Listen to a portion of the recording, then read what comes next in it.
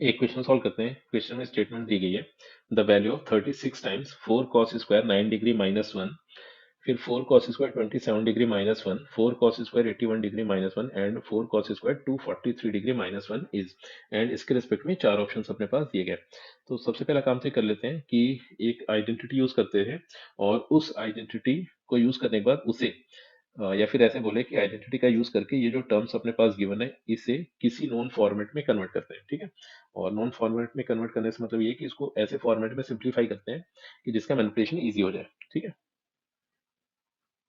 तो सबसे पहला काम तो ये कर लेते हैं कि एक आइडेंटिटी उठाते हैं, इनफैक्ट इसको उठाते हैं 4 cos square theta minus 1।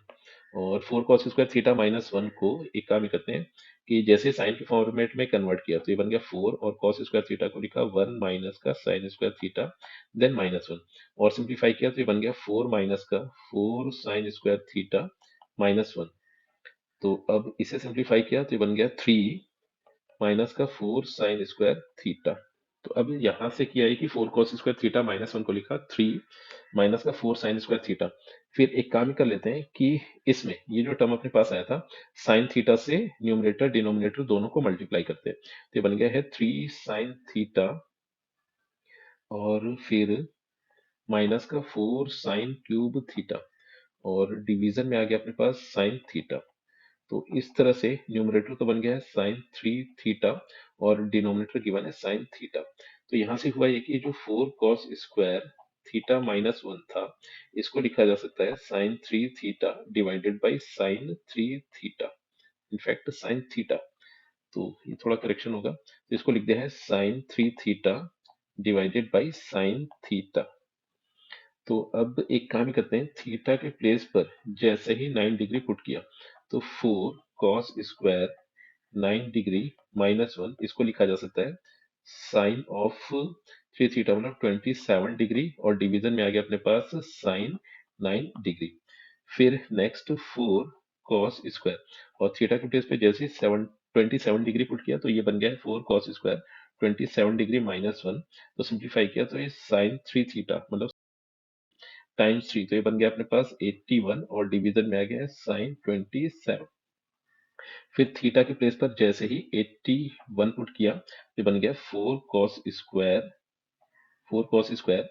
81 degree minus 1 is equal to sine of 81 theta. तो ये अपने पास हो गया 243 डिग्री, और डिवीजन में आ गया है साइन 81 डिग्री। फिर जैसे ही थीटा के प्लेस पर 243 डिग्री पुट कर देते हैं तो 243 मल्टीप्लीकेशन 3, तो ये सिंप्लीफाई होकर अपने पास आ जाएगा 3 3 जा 9, 3 4 जा 12 और 3 2 जा 7, 29। तो 4 cos स्क्वायर 243 डिग्री माइनस 1 इसको लिखा जा सकता है साइन 3 थीटा मतलब साइन 729 डिग्री, और डिवीजन में आ गया है साइन 243 डिग्री।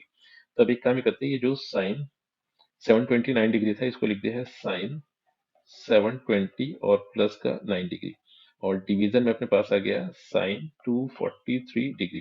तो इसको अगर सिंप्लीफाई किया जाए तो साइन 720 डिग्री प्लस 9 डिग्री अपने पास बन जाएगा साइन ऑफ 9 डिग्री, डिवीजन में आ गया साइन 243 डिग्री 243 डिग्री।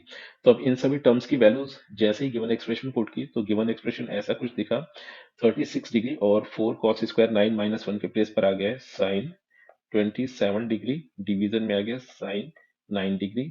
फिर मल्टीप्लीकेशन 4 cos स्क्वायर 27 माइनस 1 को लिखा साइन 81 डिग्री, डिवीजन में आ गया है साइन 27 डिग्री। फिर मल्टीप्लीकेशन नेक्स्ट हम अपने पास बन जाएगा साइन 243 डिग्री, और डिवीजन में अपने पास आ गया है साइन 81 डिग्री, और फिर लास्ट हम अपने पास मिला है साइन 9 डिग्री, डिवीजन में साइन 243 डिग्री।